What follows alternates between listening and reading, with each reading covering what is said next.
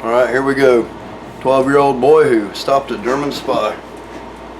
When I was about 12 years old, I was a country boy. I lived on a little farm of my daddy's there in North Fort Myers.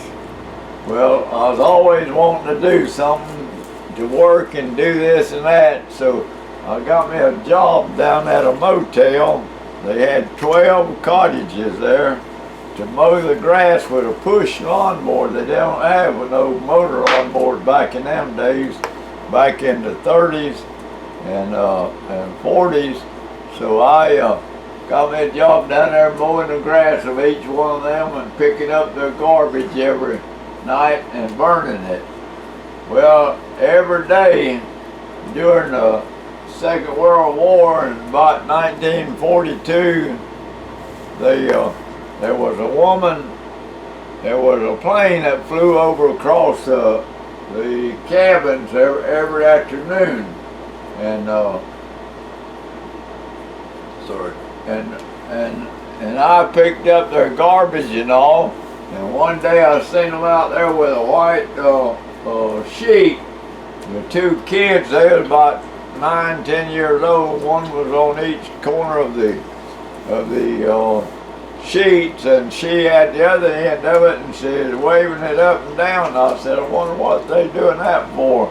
And in a little few minutes, here come an airplane, a little airplane, and it dove down there at that house and went back up and went on south and went down to Page Field, which was a P-38 base down there. And then out in Buckingham, they had the B-24s and B-24s and B-26s. Well, I started going through there. I picked the garbage up of all 12 of them motels every day and take them down and burn them. And I went through them like a coon going through a nest of eggs. And I kept seeing pictures and copies of pictures and stuff, and I kept looking at it, and some of them were pictures of bridges and big buildings, and mostly the roads and the bridges from Tampa to Miami on 41, then over to West Palm Beach on State Road 80, and I saved all them pictures and took them home, and my daddy looked at them and he said, somebody's taking pictures of our roads and things. So my daddy had a chicken farm and a hog farm, and every now and then on Saturdays he always killed a bunch of chickens, and them army boys' meat was rationed back in them days. You couldn't buy meat on the market, and one of the colonels from Buckingham Airfield, he called him up one afternoon, and he said, they called my daddy, his name was Lee Brown, they said, Lee, we're going to have a chicken cookout tonight. We need 4 or 5 nice fryers. Can you fix us up? And Daddy said, yeah, what time you want them? And he told him, and Daddy went and killed 5 or 6 chickens and cleaned them and cut them up for him. And when he come out there, Daddy told him, he said, my son's working down a motel. I made 35 cents a day what they was paying me. Well, and he said he's got some pictures, and that colonel, he said, let me look at them. So Daddy showed them to him. He said, I want to take him back to the company, Buckingham Air Force, and review all of that and see what it's all about. And in a few days, he come back over there, and he said, Lee, they won't never be another picture that boy get out of his garbage from now on, because he was a German spy, and we got him locked up in in a place down there in Page Field. They had a big place down there that they was putting all the German prisoners in, and they had him in that, or I guess that, or somewhere, but they had him locked up, and he had planned to give them pictures to the German army, and when if they brought a big boat into the Gulf of Mexico, they could flew them over there and blowed up every bridge from Tampa to Miami and stopped the traffic, and the two army bases, they couldn't even have fuel brought in there unless they had it flew in there. So that was a blessing that I found that, and I won't never forget it. That colonel, he come back there and he thanked me 100 times for going through that garbage, I didn't know exactly what it all was about, but he told me, and it stopped that guy from setting the United States up, South Florida, being bombed, and that was a blessing. And I don't know, that's about all I know about that, but I worked there during the war for 35 cents an hour. Then after this all took place, I went across the street. They had a restaurant over there, and the man gave me a job over there washing dishes for 75 cents an hour and peeling potatoes. And when I got out of the 7th grade, I had to ride my bicycle back there and start peeling potatoes till he peeled 100 pounds of Idaho potatoes every night. I had to peel them and put them in a tub, and he diced them up in French fries, and he sold them to the army boys and their wives. A lot of them from up north brought their wives and families down and put the kids in school. Well, when I was in school, we all thought a person from up north was a Yankee. That was a dirty word to us.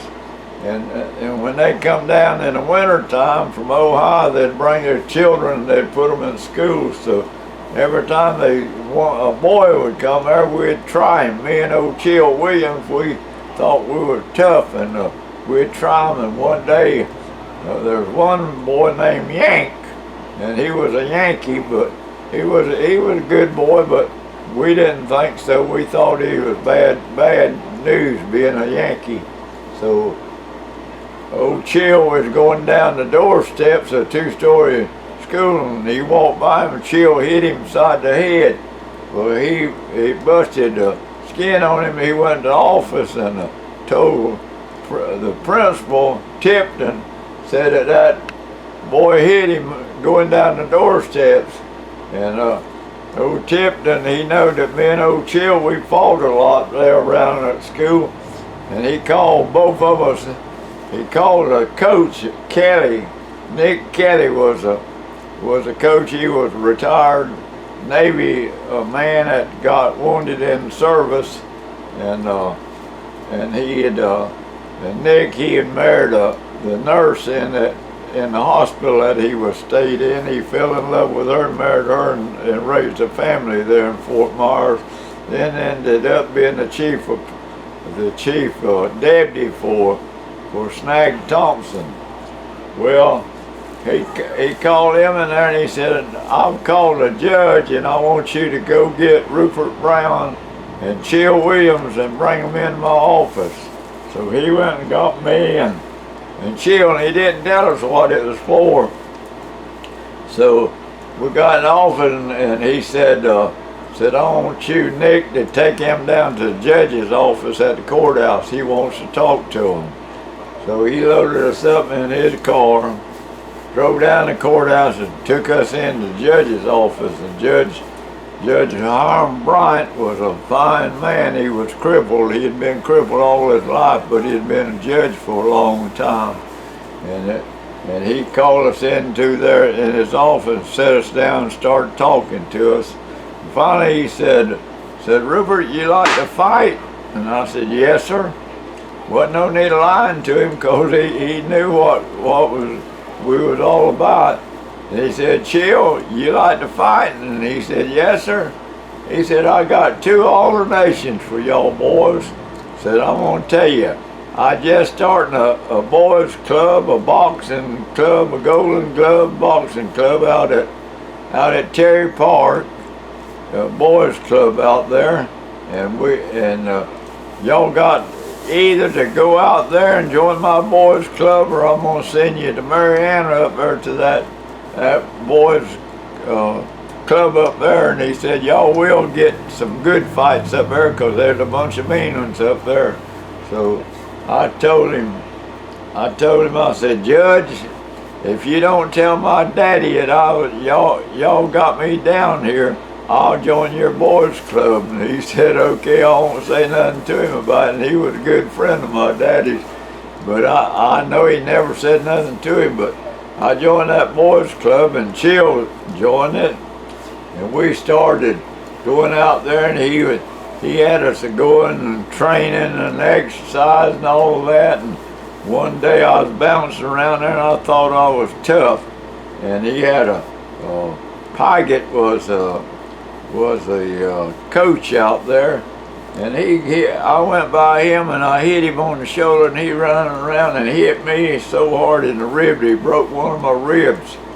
Well, anyhow, it finally healed up, and it kept on, and he matched us up. Every Friday night they'd have a fight night out there, and he'd match us up to fight. And he never would get me matched up with the right one. He always either got me one bigger than me or one littler than me. But anyhow, I ended up going to Jacksonville to the National Golden Gloves, and I like one fight of winning it, I could have went to the National Golden Gloves up in New York, Madison Square Gardens. But everything turned out all right. I really didn't want to stay in that fighting business, but then from there on, I got me another job, and I continued working, and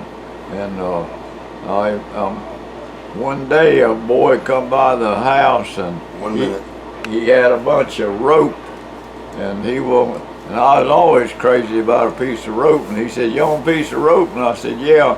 And he cut me off about 30 foot of it. Well, I'd saved my money up, and I'd bought a little horse for $60 from Alma Cagle. She was a Mexican woman that was married to Dr. Bishop, which was a veterinarian, and he raised exotic animals and snakes, and he tanned them and done all of that stuff.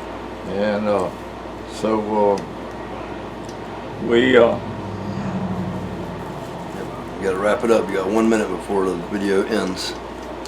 So that was the end of my fighting, but other than that, after I got a job and that rope and all, a boy had stole it, and the law seen that he had a piece of it, and he told him that I got it, and here come the law to my daddy's house. And boy, he called me out there, and my daddy knew it. I wouldn't steal nothing, because I would get my tail tore up good and proper. So this old, I told him where I got it from, and his deputy went down there, and they found out the truth about the thing, and they put the boy in jail. Well, his mother went out there, and when she come home from school, she was a school teacher that taught school there in Fort Myers, and the deputy come back out there and told her he had her son in jail. It's over, I believe. It's over. You got 10 seconds. And she went and cut her a guava stick and took him to jail, and told Snag Thompson to let her have him out. And they put him out in the yard there, and she beat the living hell out of him until he was bloody as a stuck hog. And that boy never thought about stealing from then on. And that was about the end of that. But Like, there's subscribe, a lot and tell your more to my friends. life. What? Like, subscribe, and tell your friends. There'll be more next video. That's it. We're out. Did